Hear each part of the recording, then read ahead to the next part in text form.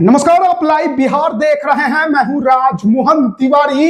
देखिए, बिहार में 17वीं BPSC PT परीक्षा को लेकर शुरू से ही विवाद बना रहा। पहले नॉर्मलाइजेशन को लेकर जो आंदोलन हुआ वो किसने नहीं देखा, किस तरीके से अभ्यर्थियों पर लाठीचार्ज हुआ था। लेकिन उसके बाद आज पूरे बिहार में पीटी परीक्षा आयोजित कराई गई थी। 912 परीक्षा केंद्रों पर अभ्यर्थियों ने परीक्षा दिया, लेकिन राजधानी पटना के सबसे बड़े परीक्षा केंद्र बापू परीक्षा परिसर में क्या नहीं हुआ, खूब हंगामा हुआ। परीक्षा के बीच में जो अभ्यर्थी थे वो परीक्षा केंद्र से बाहर निकल गए, पेपर लीक का गंभीर आरोप लगाया। परीक्षा केंद्र में जो शिक्षक है उन पर मनमानी का आरोप लगाया, खूब बवाल हुआ, हंगामा हुआ। उसके बाद चेयरमैन के तरफ से सफाई भी आ गई है। इस पूरे मामले को लेकर डीएम भी वहां पहुंचे थे। किस तरीके से एक अभ्यर्थी को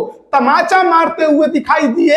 आज जो नजारा था राजधानी पटना में वो सबने देखा। हमारे साथ छात्र नेता दिलीप हैं, इस पूरे मुद्दे पर बातचीत करेंगे। इसी बीपीएससी नॉर्मलाइजेशन आंदोलन को लेकर 6 दिन बेऊर जेल में रहकर कल ही रात को बाहर आए हैं और आज आपके आते ही आज परीक्षा हुआ और जो कुछ हुआ वो तो आपने देखा होगा। कैसे देख रहे हैं पूरे? देखिए, बहुत ही चिंता का विषय है कि सिविल सेवा की परीक्षा में इस तरह का जो है सामने आ रहा है।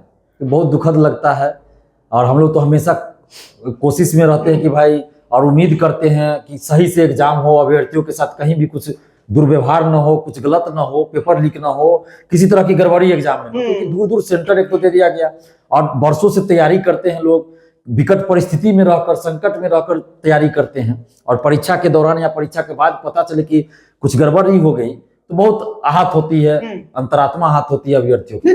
जो आपने शुरू में देखा होगा, जो बापू परीक्षा परिसर से अभ्यर्थी जो बाहर निकले परीक्षा के दौरान, उसमें लड़के भी थे, लड़कियां भी थी। सीधे सीधे पहला तो उन्होंने कहा कि पेपर लीक हो चुका है। उन्होंने कहा कि परीक्षा केंद्र में उन्हें प्रश्न पत्र नहीं मिला। कईयों को, कुछ का कहना था कि बहुत देर से मिला, कुछ का कहना था कि सील हमारे सामने नहीं खोला गया, पहले से खोला। ये क्या नियम है इसके? देखिए, ये तो हम लोग भी अभी तक यही समझते थे और पहले के चेयरमैन भी कई बार बोले कि सील जो खुलेगा वो अभ्यर्थियों के सामने खुलेगा हर रूम में। तो अगर सील पहले से खुला हुआ है तो अभ्यर्थियों का जो संदेह है वो बिल्कुल जायज है कि भाई पहले से क्यों खुला हुआ है सील। आपको अभ्यर्थियों के सामने खोलना चाहिए। हर रूम में सील जो है सामने खुलता है। ये पहले के चेयरमैन तो कई बार ये बोल चुके हैं, लेकिन आज के चेयरमैन और उनके जो अधिकारी थे उन्होंने कहा कि कहीं एक जगह एक किसी अभ्यर्थी के सामने या एक रूम में खोलने का हमने पहले से ही ये साफ तौर पर लिखकर बता दिया। नोटिस में अगर ऐसा है तो दिखाना चाहिए इनको। नोटिस कहीं जारी हुआ था क्या इस तरह का? अच्छा, ये तो जारी करना चाहिए ना कि नोटिस इस तरह का कहीं है तो जारी करना चाहिए। और ये जो अभ्यर्थी बाहर आकर बोल रहे हैं, जो वीडियो में चल रहा है सब जगह चैनल पे, तो ये तो 3 तरह के आरोप लगे। तो सील टूटा हुआ है, पहले से खुला हुआ है। उसके अलावा कुछ अभ्यर्थियों को क्वेश्चन ही नहीं मिला 12:30 बजे तक। और कुछ अभ्यर्थी ऐसे भी हैं जो बोल रहे हैं कि एक रूम में लोग क्वेश्चन सॉल्व कर रहे हैं, ओएमआर से रंग रहे हैं और एक रूम में मना किया जा रहा है। तो क्या ये सेंटर मैनेज का कोई मामला तो नहीं था? ये भी जांच का विषय है। और क्या ये पेपर लीक से जुड़ा कोई मामला है क्या, या कोई और मामला है? तो इस सारे मामलों की जांच होनी चाहिए। निष्पक्ष जांच होगी तभी पूरा मामला क्लियर होगा कि सच्चाई क्या है। सच्चाई सामने आनी चाहिए और इसके लिए आर्थिक अपराध इकाई से जांच करवाई जाए। पटना डीएम तो पहुंचे थे जांच करने के लिए। उन्होंने कह दिया कि कुछ प्रश्न पत्र कम पहुंचे थे। वो तो डीएम साहब तो गए होंगे, तात्कालिक रूप से देखे होंगे क्या हुआ, वहां जो बता दिए वही लोग बोल रहे होंगे, वही चीज बोल रहे हैं। तो जांच इकाई से जांच होनी चाहिए। अच्छा, तो जांच इकाई कौन है बिहार में? ईओयू है। आर्थिक अपराध इकाई ऐसे मामलों की जांच करती है। विजिलेंस जांच कर सकती है, या आप सीबीआई से जांच करवा सकते हैं। यही सब जांच एजेंसी है ना। या कोई स्पेशल टीम बनाइए जो जांच करे, कमिटी बनाइए।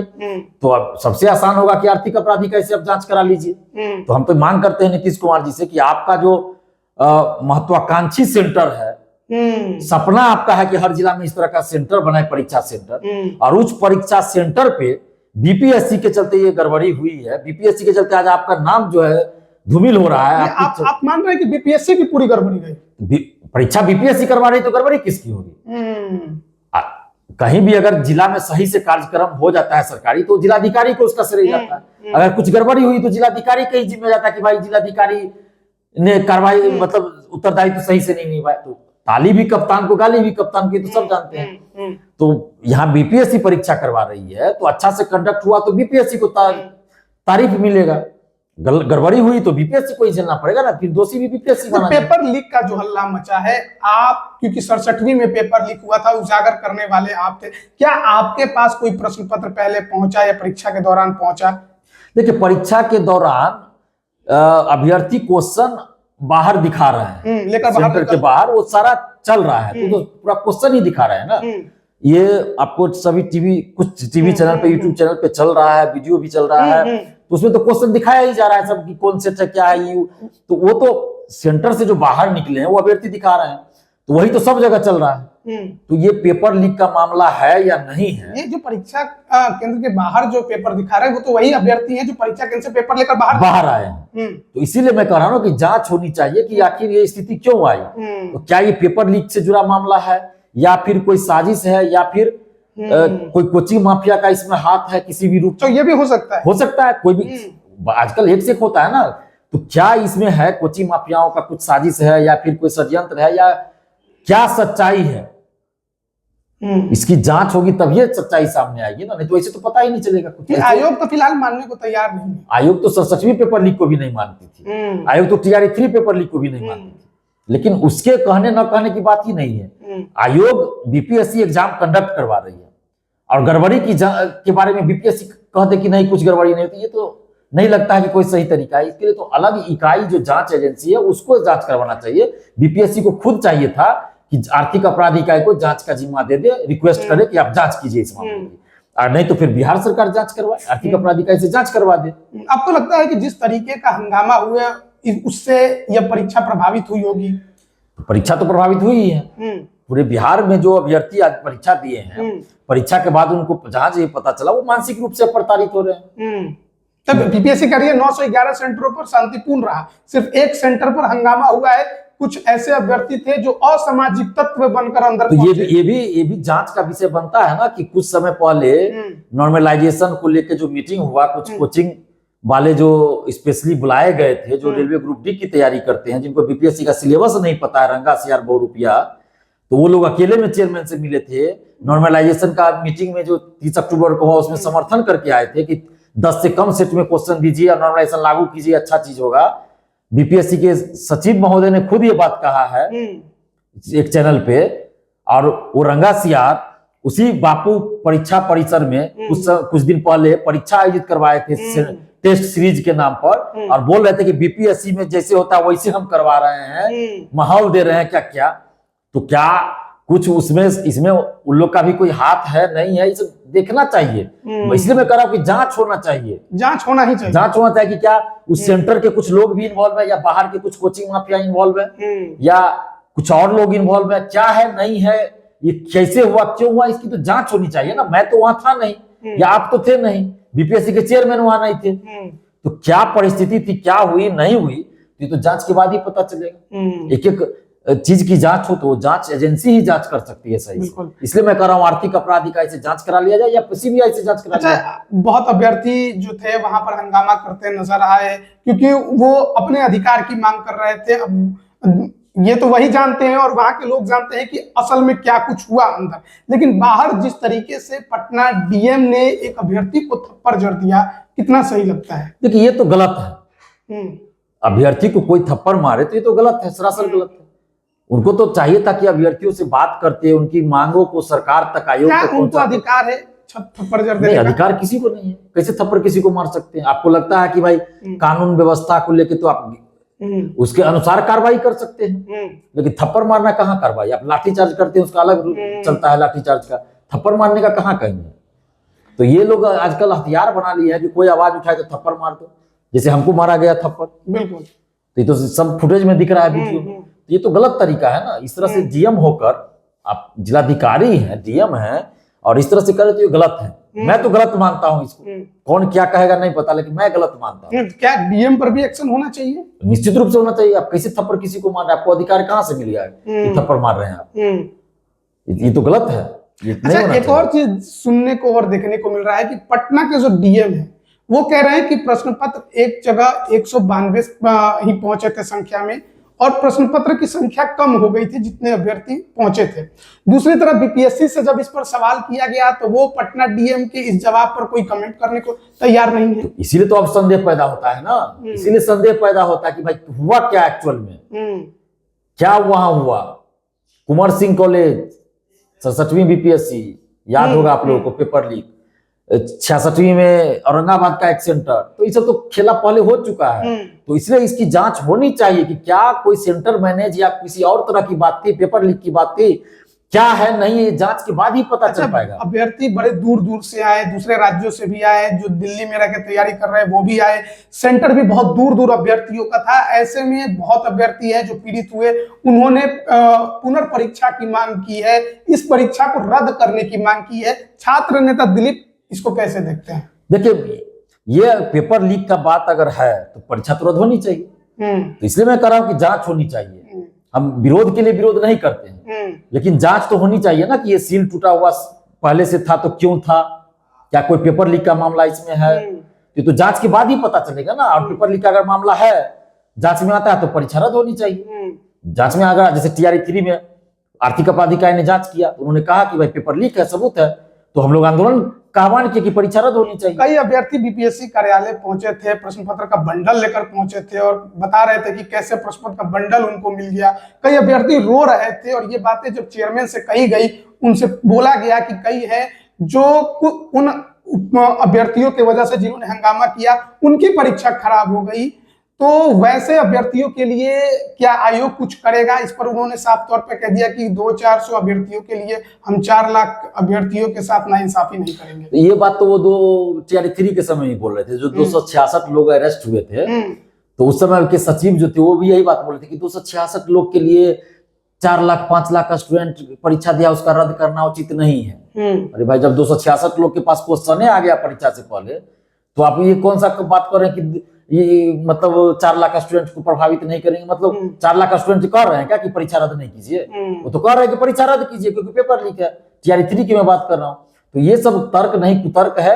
मैं सीधा सीधा ये कह रहा हूँ, टू द पॉइंट बोल रहा हूँ कि मामले की जांच होनी चाहिए। जब तक जांच नहीं होगी, सच्चाई सामने नहीं आएगी, तो फिर तो लिपापोती हो जाएगा। इसलिए मैं कह रहा हूँ आर्थिक अपराध इकाई से या CBI से आप जांच करा दीजिए। चलिए, बीपीएससी 17वीं पीटी पे तो हमने बात कर ली कि अब देखना होगा कि आगे आयोग और प्रशासन क्या कुछ करता है। लेकिन जिस तरीके से आप जेल गए, क्योंकि अब बीते दिन ही आप रात में बाहर निकले हैं, तो कहा गया पहले गर्दनी बाग आप गए थे, फिर अचानक से सचिवालय थाना पहुंच गए, फिर मतलब ये ऐसे हुआ कि किसी को कुछ पता नहीं चला। ये तो मुझे भी अजीब लगता है। दिलीप कुमार कभी भी भागा तो नहीं है। पुलिस ने जब अरेस्ट किया, गिरफ्तारी हम दिए हैं, भागे नहीं है। मेरा सब कुछ सार्वजनिक है। मेरे घर पे पुलिस चली जाती है भाई पूछताछ के लिए वहां, तो हम तो कभी भागे नहीं, हम तो क्रिमिनल नहीं है। और आप देखिए कि आश्चर्य लगेगा कि जहां पे आंदोलन हम लोग किए थे 6 तारीख को, बीपीएससी ऑफिस के अपोजिट रोड पर थे, तो कुछ लोग बता रहे हैं कि वो शास्त्री नगर थाना में आता है। मैं सच्चाई पता करूंगा, अभी मैं पता करूंगा कि क्या हकीकत है। लेकिन कुछ लोग बता रहे हैं कि वो शास्त्री नगर थाना में आता है, और बीपीएससी ऑफिस के आगे का जो रोड है वो सचिवालय थाना में आता है। तो हम तो बीपीएससी ऑफिस के पास पहुंचे भी नहीं थे, और इसी तरफ थे, यानी शास्त्री नगर थाना के क्षेत्र में। और उसी समय हमें वार्ता के लिए बुलाया गया। बड़े पदाधिकारी जो DSP साहब थे और भी लोग थे, बड़े पदाधिकारी, उन लोगों ने बुलाया था कि चलिए 4 लोग को लेके अध्यक्ष से मिलवाते हैं। और उसी समय एक पुलिस वाले ने मारना शुरू कर दिया हमें, और उसके बाद पूरा माहौल खराब हो गया उसके चलते। तो हम बिना कुछ कहे सीधे मारना शुरू, जबकि हम कह रहे हैं कि अरे हम कह रहे हैं कि भाई हमको बुलाए हैं सर, चेयरमैन सर से मिलाने ले जाया जा रहा है। उसके बाद भी कॉलर पकड़ के और क्या क्या मारा गया, थप्पड़ से यहाँ पूरा गाली गलौज बहुत कुछ हुआ। और उसके बाद देखिए अभ्यर्थियों ने मुझे बचाया। जब उल्टी होने लगा तो छोड़ दिए, उल्टी होने लगा तो पुलिस वाले छोड़ के भागे कि कहीं मर जाएगा तो फंस जाएंगे। तो अभ्यर्थी मुझे हॉस्पिटल में भर्ती किए, फिर 2 घंटा के बाद हम थोड़ा ठीक हुए। तो अभ्यर्थी पे देखे कि लाठीचार्ज हो चुका है उस समय तक, और अभ्यर्थी गर्दनी बाग चले गए। तो वहां फिर हम गए, तो वहां कुछ रंगा सियार बहुरूपिया आकर माहौल को खराब कर रहे थे, मीडियाबाजी कर रहे। जो बीपीएससी ऑफिस में जाके नॉर्मलाइजेशन का समर्थन किए, वो 6 तारीख को नॉर्मलाइजेशन के विरोध में आंदोलन कर रहे हैं। आंदोलन में आके चेहरा चमकाने और मीडियाबाजी कर रहे थे। अब सोचिए किस स्तर का खेल चल रहा है। और वहां से शाम में वो थाना में जाके बैठ जाता है खुद से, और गिरफ्तारी का खबर चलवाते हैं कि गिरफ्तार हो गए, गिरफ्तार हो गए। उस पर तो खैर एसडीपीओ का बयान आया। बयान आ गया पुलिस का, इससे बड़ी उसके बाद जब बयान आ गया तो हॉस्पिटल में जाके भर्ती हो जाते हैं, आईसीयू में भर्ती है, और कुछ शिक्षक जाके उसको जूस पिला रहे हैं। ये तो बड़ा आश्चर्य लग रहा है, आईसीयू में भर्ती है और शिक्षक जूस पिला रहे हैं जाके मिलने। तो मिनट मिनट में शिक्षक बदल रहे थे वहां पे। ये तो मीडियाबाजी हो रहा है ना, सब स्टंटबाजी किया जा रहा है। ये बस यूट्यूब पे चलाने के लिए, सब टीचर, कुछ टीचर फेमस होने के लिए कि वीडियो चले दिन भर। ये कौन सा तरीका ये लोग मीडिया, पढ़ाना है शिक्षक का काम, पढ़ाइए ना आप लोग चुपचाप। ये मीडियाबाजी कर रहे हैं बिना मतलब। और आईसीयू में कोई भर्ती है तो क्या वो जूस पिएगा? कोई टीचर मिलने जा रहे तो उसको जूस पिलाएंगे? कई लोग बता रहे हैं कि कुछ टीचर जूस पिलाने का फोटो डाले हैं कि क्या क्या किया, मुझे नहीं पता, अभ्यर्थी ही बता रहे हैं। आप गर्दनी बाग से हमें 6:45 या 6:30 बजे अरेस्ट किया गया, 7 बजे लगता है अरेस्ट किया गया होगा। अब बताइए, वहां से हमें अरेस्ट करके गर्दनी बाग थाना में रखा गया, गर्दनी बाग धरना स्थल से अरेस्ट किया गया, गर्दनी बाग थाना में 3-4 घंटा रखा गया। अब 11 बजे के करीब हमें सचिवालय थाना ले जाए, चुपके से ले। हम कहते रह गए कि भाई आप कहाँ ले जा रहे हैं, नहीं बताया जा रहा था। बाद में बताया गया सचिवालय थाना ले जाते हैं, भाई हमको किसी को बताने दीजिए घर पे, या जो हमारे साथ टीम में है आंदोलन उनको बताएंगे, परेशान हो गए थे, या मीडिया के लोग को रहना चाहिए। किसी को तो मालूम होना चाहिए ना कि दिलीप कुमार को सचिवालय थाना लग गया, नहीं किसी को नहीं बताने दिया गया। हो जाता तो वही तो। उसके बाद बहुत सारे लोग, मीडिया के लोग भी गए। डर लग गया जब चुपके से आपको लेकर? बिल्कुल लग रहा था कि क्या कुछ हो जाएगा। हाँ, लग रहा था, मुझे तो लग रहा था कर दिया जाएगा, बिल्कुल डर लग रहा था। उसके बाद आप देखिए कि मीडिया के लोग भी वहां पूछने गए कि दिलीप कुमार से मिलना है, कहाँ है, तो वहां भी नहीं बताया गया कि सचिवालय थाना भेज दिया गया। कुछ हमारे टीम के लोग गए, वो नहीं बताया गया, वो तो कहते थे कि छोड़ दिया गया बोल रहे हैं, जबकि बाहर में नहीं है। बताइए, इस तरह का पुलिस को तो नहीं करना चाहिए, हम भाग तो नहीं रहना है। और सचिवालय थाना में रात भर रखा गया, और फिर सुबह हमें जेल। क्या थाने में कुछ हुआ आपके साथ? नहीं, थाना में कोई दुर्व्यवहार नहीं किया गया, थाना में हम ठीक से थे। कम्बल उम्बल भी दिया गया, खाने के लिए भी पूछा गया, लेकिन हम नहीं खाए। कैसे खाएंगे भाई? एक तरफ आप हमारे साथ आप जुल्म कर रहे हैं और दूसरी तरफ आप कर रहे खाना खा लीजिए। तो सुबह से भूखे थे, हम नहीं खाए, क्यों खाएंगे? हम नहीं खाए। उसके बाद अगले दिन फिर हमें जेल भेजा गया, सबको पता है। तो कौन कौन सी धाराएं लगा दी गई, कौन कौन से चार्ज आपके ऊपर लगाए गए? देखिए, धारा तो हमें याद नहीं है क्या क्या लगाया गया, हम देखे भी नहीं है, लेकिन कुछ लोग बता रहे थे, वकील लोग भी बता रहे थे ऐसी धारा लगाई गई जो कि लगाया ही नहीं जाना चाहिए हमारे ऊपर। और हम तो रोड भी जामने। और अब देखिए, आंदोलन हम किए शास्त्री नगर थाना क्षेत्र में, गिरफ्तारी हुई गर्दनी बाग थाना से, और केस दर्ज कहाँ किया गया? सचिवालय थाना में, और सचिवालय थाना से जेल भेजा गया। क्या मतलब चल रहा है? बेउर जेल जब गए तो वहां पर लोग मिले क्या? कुछ आपके साथ कुछ वैसा दुर्व्यवहार हुआ? नहीं, वहां तो सभी लोग पहचान रहे थे, सभी लोग जानते थे पहले से, क्योंकि वहां टीवी पे चल रहा था। कहते हैं कि जेल में तो गुंडे मवाली रहते हैं। तो गुंडे मवाली भी रहते हैं, लेकिन वो भी लोग तो जानते हैं कि कौन अच्छा काम कर रहा है। अच्छा, भले वो गुंडा मवाली है, चोर है, लुटेरा है, लेकिन वो भी जान रहा है कि कौन क्या कर रहा है। एक से एक माफिया बंद है, सेटर बंद है। स्वागत हुआ क्या आपका? तो स्वागत क्या, सभी लोग अच्छा दृष्टि से देख रहे थे ना कि भाई अच्छा काम करके आए हैं। 5-6 दिन रहे क्या वहां पर? 6 दिन लगभग रहे हैं, लेकिन सबने अच्छा व्यवहार किया। अच्छा लगा हमें कि भाई अच्छा काम करने की वजह से अच्छा व्यवहार हुआ। नहीं तो वहां तो जेल में क्या होता है सबको पता है भाई, ऐसा थोड़े कि जेल कपड़ा यही था कि चेंज हो गया था? नहीं, कैदी वाला कपड़ा मिला था। कैदी वाला कपड़ा तो नहीं मिला था, यही तो फिल्मों में देखते हैं, लेकिन जो कपड़ा आप पहन लेके गए हैं या पहनते हैं वो पहन सकते, तो वहाँ तो गंज इनर में रहते थे, जो इनर ठंडा में पहना जाता है वो पहन के रहते थे। एक दिन मौका मिला तो साफ किए, इसी कपड़ा में गए थे, फिर साफ किए, फिर बाहर निकले। अच्छा, जिस दिन आप निकलने वाले थे उस दिन बड़ा हलचल हो गया बेउर जेल में, जो गृह सचिव पहुंच गए थे, छापेमारी की खबर आई, क्या था अंदर? कुछ हो रहा था क्या? अब पता नहीं अब क्या था, ये तो वही लोग। सुबह 10 बजे आना था, रात हो गया निकलते? रात हो गया, हाँ, सुबह में हम निकल जाते, लेकिन रात को निकले 7 कह रहे कि रिलीज ऑर्डर में गड़बड़ हो गया था, ऑफिस में कुछ गड़बड़ लिख दिया था। अब पता नहीं ये साजिश के तहत हुआ कि क्या हुआ, ये तो मैं नहीं कह सकता, लेकिन ऐसा लग रहा था जैसे कि परीक्षा तक आपको रोक कर रखने की कोशिश की जा रही थी। ये तो लग रहा था कि भाई, और मतलब मूर्ख लोग का रिलीज आता है तो उसमें कोई गड़बड़ी नहीं हुआ, और दिलीप कुमार का रिलीज लेटर आया तो उसमें गड़बड़ी हो गया। ऑफिस से गड़बड़ हो गया? वो कैसे गड़बड़ हो गया भाई? एक दिन पहले डेट गड़बड़, मतलब कल हम रिलीज हुए हैं शाम में, और परसों शाम को ही रिलीज लेटर चल गया था कोर्ट से, तो शाम को नहीं छोड़ा गया। मान लीजिए हो सकता है लेट हो गया, लेकिन कल सुबह तक तो हम निकल जाते, लेकिन कहा गया बाद में कि कुछ गड़बड़ी हो गई लेटर में। पहले कह रहे थे कि रिलीज ऑर्डर ही नहीं आया है, बाद में जब दबाव दिया गया तो कह रहे हैं कि गड़बड़ हो गया है। पता नहीं क्या चला, ये तो मुझे नहीं पता, मैं ज्यादा नहीं, ऐसा लगा कि आज परीक्षा है तो कोशिश की कि आज तक इनको रोक दिया जाए। हो सकता है, और इसलिए देखिए शाम को 7-7:30 बजे के करीब हम निकले, 7 बजे लगता है निकले। तो खैर जो भी हो, लेकिन हम सच्चाई के लिए लड़े हैं और आगे भी लड़ेंगे। अब सरकार को, पुलिस को जो कार्रवाई करनी है करने, लेकिन मैं यही कहूंगा कि दिलीप कुमार कोई अपराधी नहीं है, क्रिमिनल नहीं है। अब जो पुलिसकर्मी हमें गिरफ्तार किए होंगे उनके भी बाल बच्चे के लिए हम लड़ रहे हैं, उनके भी बाल बच्चे, भाई भतीजा कोई ना कोई एग्जाम जरूर दिए होंगे आज, जिन्होंने आप पर थप्पड़ चला दिया, उनके भी कोई रिश्तेदार या अपने कोई एग्जाम दिए होंगे, निश्चित रूप से दिए होंगे, तो उनके लिए भी हम लड़ रहे हैं। लेकिन अब क्या कहें हम, चलिए लोग का जो है अपना करे, लेकिन हम अभी भी कहना चाहेंगे पटना पुलिस या जो भी है प्रशासन के लोग कि हम हमेशा प्रशासन का सहयोग करते हैं, कहीं भी हिंसा नहीं करते हैं, न करने देते हैं। उस दिन भी हमने अपील किया कि कोई रोड पे नहीं रहेंगे, फुटपाथ वाला बना है उस पे रहेंगे, और चेयरमैन से मिलेंगे, उसके बाद आंदोलन खत्म हो जाता है। जो हमारा डिमांड था हम चेयरमैन के सामने रखते, नोटिस करते, जारी करिए। दिलीप को अब डर नहीं लग रहा है कि जब कुछ होता है पुलिस सबसे पहले दिलीप को या तो पीट देती है या उठा के जेल में डाल देती है, नहीं लगता है कि ये सब हो सकता है, जान का भी खतरा है? वो तो है, जान का खतरा तो है। ये तो इतना बार मारा गया कि इस कान से अब सुनाई नहीं दे रहा है, इस कान का ऑपरेशन नहीं दे रहा, ट्यूमर का इलाज हुआ था, उसके वजह से भी कम सुनाई देता था। और कितनी बार इधर लगातार देखिए इसी को इंसाना बना के मारा जा रहा है, पहले से ही इधर 12 अगस्त को भी हुआ, उसके बाद अब 25 अक्टूबर 2023 को भी हुआ, मुझे डेट भी याद है।